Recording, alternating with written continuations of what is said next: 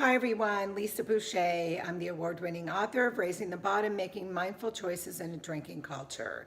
I'm somewhat of an expert with alcohol and drug addiction because I've been there. I work in healthcare. I see lives on a regular basis and what's going on. And I grew up with an alcoholic mother. So I have been steeped like a tea bag in addiction one way or other my whole entire life. So I have a lot to say about it, and what I want to talk to you today is about people want to know what do they do to help their loved ones who may be in the throes of addiction. And the short answer is you take care of yourself, you don't enable, you get honest about what's really going on, you don't make excuses for them, you make them feel every consequence, because until we feel our consequences, we don't want to get sober. So I'll give you an example of how that works. As I said, I grew up in an alcoholic home. My mother didn't sober up till most of us kids were in our 20s. She ended up having and staying sober for 30 years. However, with all her knowledge and all her recovery, I think she held on to some guilt.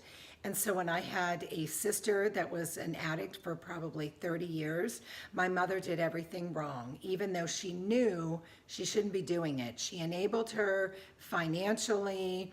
She enabled her bad behavior. There was always a lot of chaos with my sister, a lot of blow-ups. And so my mother never really put the boundaries, the healthy boundaries, like this sort of behavior is not acceptable and the family should not have to be subject to it and tolerate it any longer. Every holiday there was a blow up, every holiday there was chaos, that sort of thing. So we need to not enable people financially. We can't enable them emotionally and buy into their sob stories. We need to put the responsibility for their lives falling apart back in their lap. And that will help them down. We can't always help them up, because if people aren't ready, they're not ready. And you can go to, that's why you hear people going to rehab, 3, 4, 5, 9, or 10 times, and it doesn't work. So it will never work until they're ready to do the work, until they're ready to change their behavior. And the piece that is the hardest for any family member, and I have twins, and I pray to God they don't go there, and if they do, I want to be strong enough to take the advice that I'm giving you, because I know that if I enable them, should that ever happen or come to pass, it will only prolong it. So you have to get comfortable with the worst thing that could happen, and that is maybe they're going to die out there, and that is the absolute worst that can happen. But if you can get to a place where you can live with that, and most people do after they are so tired of it, but it takes years. I know a lot of women that have had children that were heroin addicts, and they went through unbelievable anguish and heartache and heartbreak.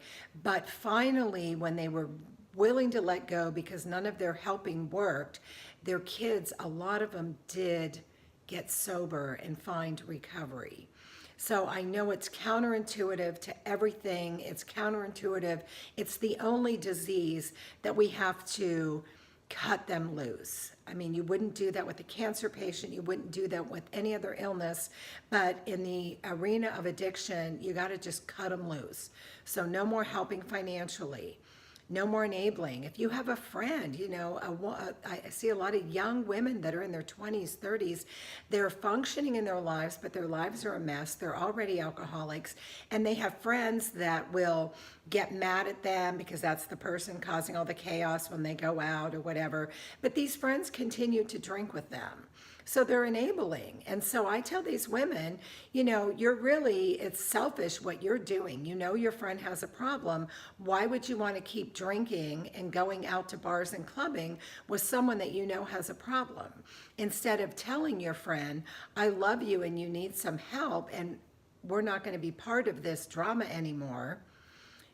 That person, their feelings are going to be hurt. Maybe they're going to get more isolated. Well, that's the choice they're making because of their behavior. So we've got to put bad behavior back in the lap of the person doing it. These are the things that help people start to maybe look at their life and say what's going on, and you get isolated enough, you get miserable enough, you get ready for recovery. But until you're at that place, it's not going to happen. I know addiction in affluent people is some of the hardest nuts to crack because they have a lot of money and their consequences are always taken care of. And so these people usually end up dying decades earlier than they should have with liver disease, heart problems, kidney disease, cancer. I don't know if enough discussion is out there about alcohol does cause cancer. It causes a lot of infertility. I've also talked to a lot of people that, they're trying to have a baby, they stop drinking, bam, they get pregnant. So alcohol doesn't do a lot of great things for us, but yet it's so acceptable in the culture. And if we want to help ourselves and help the people that are in our lives that do have drug and alcohol problems, we cannot enable them. No way, no how. Thanks. I wish you all good luck, and I hope that more and more people will start to cut the rope so we can see more people find recovery. Have a great day.